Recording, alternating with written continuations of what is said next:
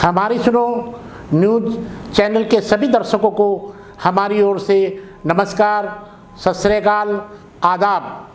आप देख रहे हैं हमारी सुनो न्यूज़ चैनल। देखिए ये आगे की खास खबर।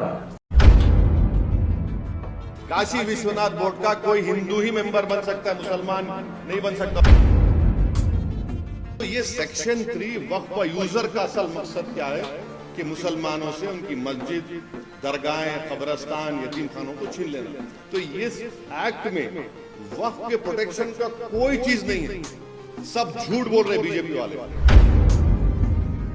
पार्लियामेंट के सामने मस्जिद है, पार्लियामेंट के राइट सामने, जिसमें फखरुद्दीन अली अहमद की खबर है। अब कल कोई जाकर पूछे कि भाई इसका डीड बताओ, कहां की डीड निकलेंगी?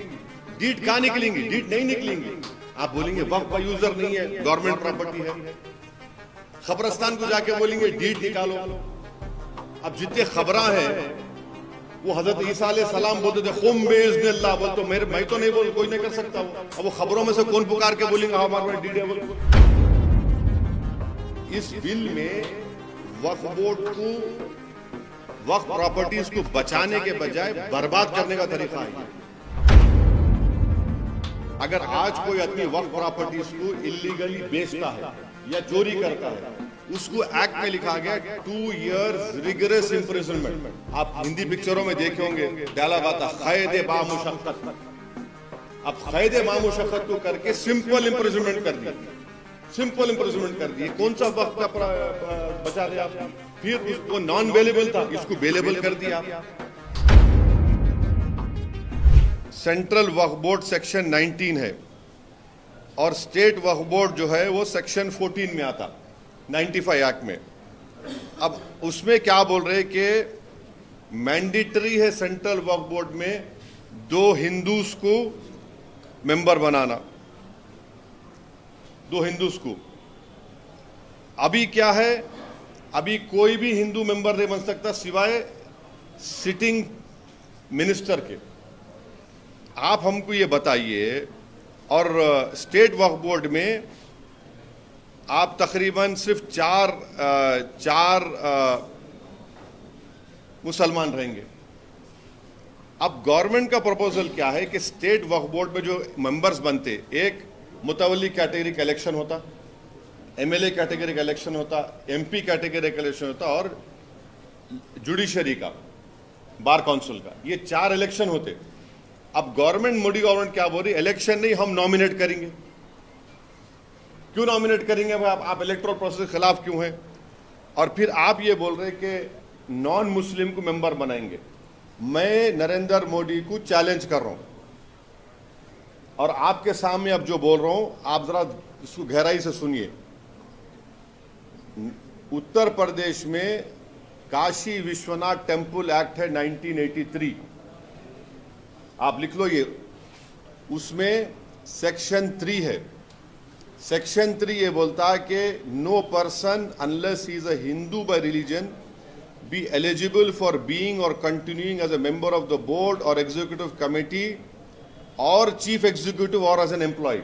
यानी काशी विश्वनाथ का सेक्शन 3 ये बोल रहा है कि वो जो हिंदू होगा बाय रिलीजन वही एलिजिबल होगा बोर्ड का मेंबर बनने के लिए, एग्जीक्यूटिव कमेटी का मेंबर बनने के लिए, और सीईओ बनने के लिए और एम्प्लॉय होने के लिए।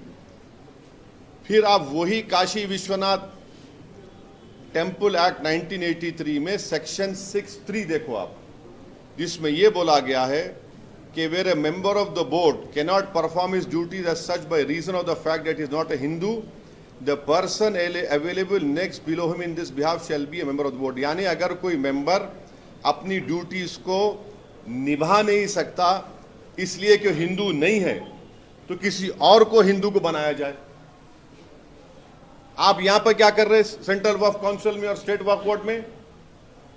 काशी विश्वनाथ बोर्ड का कोई हिंदू ही मेंबर बन सकता है, मुसलमान नहीं बन सकता। और याद रखिए, हिंदू का डेफिनेशन आर्टिकल 25 में हिंदू, बौद्ध, सिख और जैन है।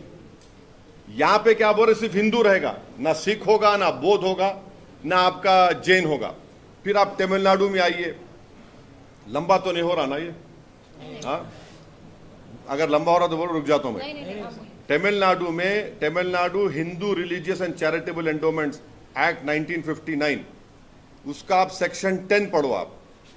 उसमें क्या लिखा हुआ है? The commissioner, additional commissioner, every joint deputy और assistant commissioner and every other officer or servant appointed to carry out the purpose of this act by whomsoever appointed shall be a person professing the Hindu religion and shall cease to hold office as such when he ceases to profess religion। यानी commissioner, Tamil Nadu में commissioner endowment board का, joint deputy और assistant commissioner, कोई भी officer और उनका employ जो इस एक्ट में अपॉइंट होगा उसको हिंदू रिलीजन का होना चाहिए, और अगर वो हिंदू रिलीजन का नहीं है तो ऑफिस में नहीं रहेगा। कौन सा सेक्शन है Tamil Nadu religious charitable endowment? Section 10। आप आंध्र प्रदेश में आ जाओ, आप आंध्र प्रदेश, तेलंगाना में भी एक्ट है वो। आंध्र प्रदेश वो एक्ट था 87 का, तेलंगाना में भी एक्ट है। Andhra Pradesh charitable Hindu religious institution endowment act 1987, वो सेक्शन 3(2) क्या बोलता है? Additional commissioner, additional commissioner, every regional joint commissioner, deputy commissioner, assistant commissioner appointed under subsection 1 exercising the powers and performing the functions aforesaid in respect of religious institution endowment shall be a person। shall, देखिए जब लफ्ज shall आता ना law में तो mandatory हो जाता। shall और में फर्क है। में माने दोनों भी हो सकते, shall में फर्क, ये shall वर्ड आया तो सिर्फ वही हिंदू माने वही मैंडेटरी हिंदू होना। shall be a person professing Hindu religion and shall cease to exercise his powers and these functions when he ceases to profess the religion। यानी आपको हिंदू होना जरूरी है, अगर आप नहीं है तो मेंबर निकलते। अब कर्नाटका में आइए आप, Karnataka Hindu religious institution charitable endowments 1997, section 7 पढ़ो आप। उसमें क्या हो रहा? Commissioner, deputy commissioner, assistant commissioner, every other officer और सर्वेंट, यानी एम्प्लॉय भी ऑफिसर भी, appointed to carry out the purpose of this act by whomsoever appointed shall be a person professing Hindu religion and shall cease to hold office as in such when he ceases to profess religion। ये वही है। फिर आप ओडिशा को जाइए, Odisha Hindu religious endowment act 1951, उसमें section 5 पढ़ो आप। उसमें वही लिखा हुआ है कि the state government may by notification appoint a person who professes the Hindu religion as a member of either judicial, administrative service, retired member thereof to be commissioner of endowments, and they may further appoint such number of deputy commissioner, assistant commissioner as they think fit।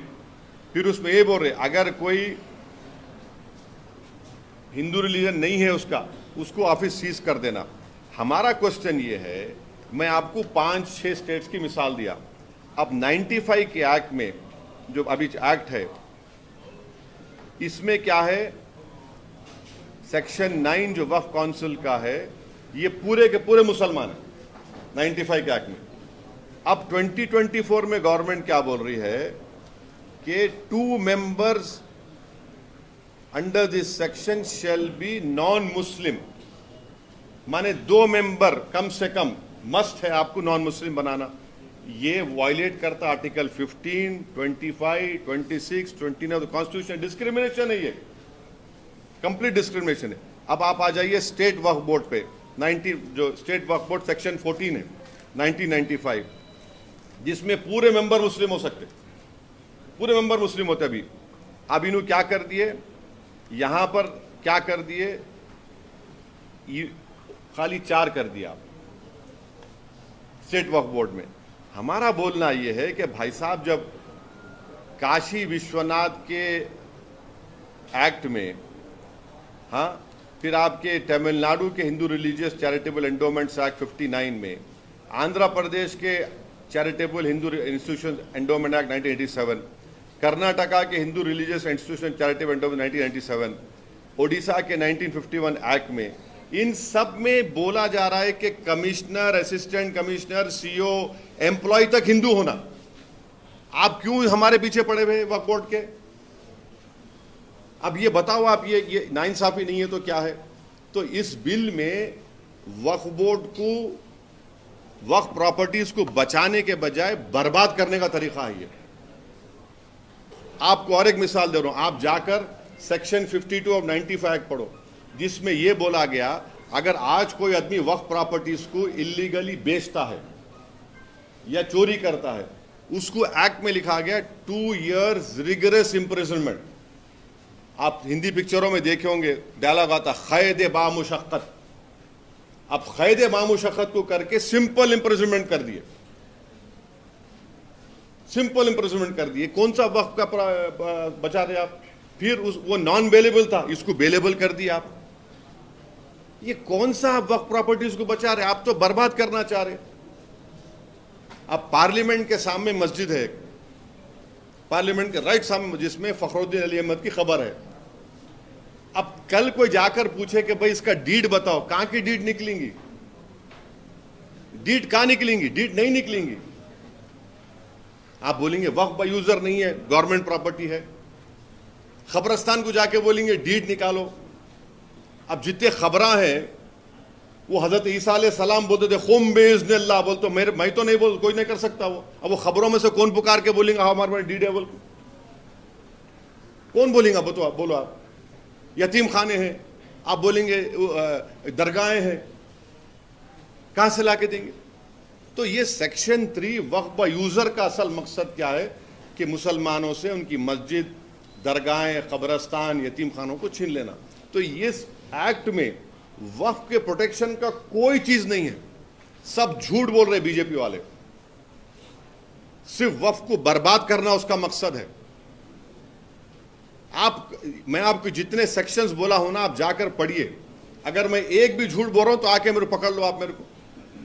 तो ये आप क्या कर रहे हैं भाई? हां, आप हमारे को समरी एविक्शन पावर्स दो, पब्लिक प्रेमिसेस एक्ट में हमको डालो आप। और आपको मालूम दिल्ली में 123 प्रॉपर्टीज को ना इंदिरा गांधी के जमाने में दिल्ली वक्फ बोर्ड को दे दिया गया था। 1984 में कोर्ट स्टेटस को का ऑर्डर दिया। हम 2024 में हैं, 30 साल हो गया, वो स्टे को विकेट नहीं करा सके। 84 से 2024 तक एक मामूली स्टे को विकेट नहीं करा सके आप बोलते मुसलमान ऐसा कर रहा, मुसलमान वो कर रहा। अरे सरकार तुम्हारी है ना बाबा।